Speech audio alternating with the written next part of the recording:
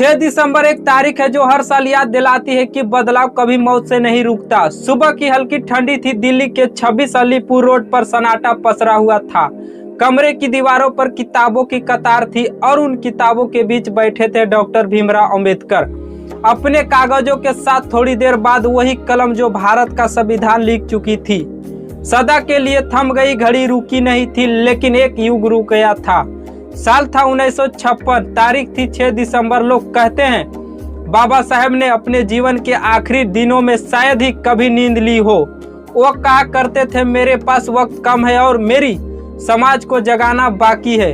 और सच में जिस आदमी ने अपना पूरा जीवन समाज को जगाने में लगा दिया वो खुद चैन से सो नहीं सका।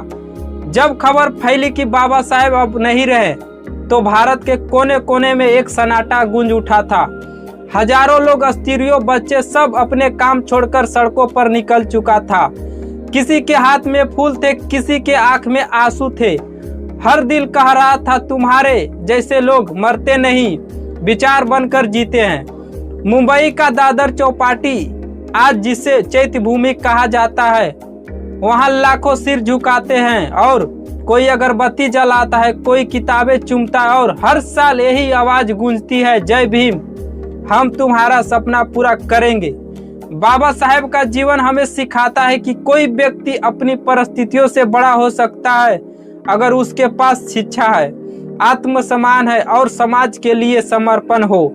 6 दिसंबर सिर्फ एक तिथि नहीं है, संघर्ष से समता तक के सफर की कहानी है। और यही है कि 6 दिसंबर की सच्ची कहानी एक आदमी जिसने जाति की जंजीरों तोड़ी, जिसने कलम से क्रांति लिखी, जिसने हमें सिखाया कि शिक्षित बनो, संघर्षित रहो और संघर्ष करो।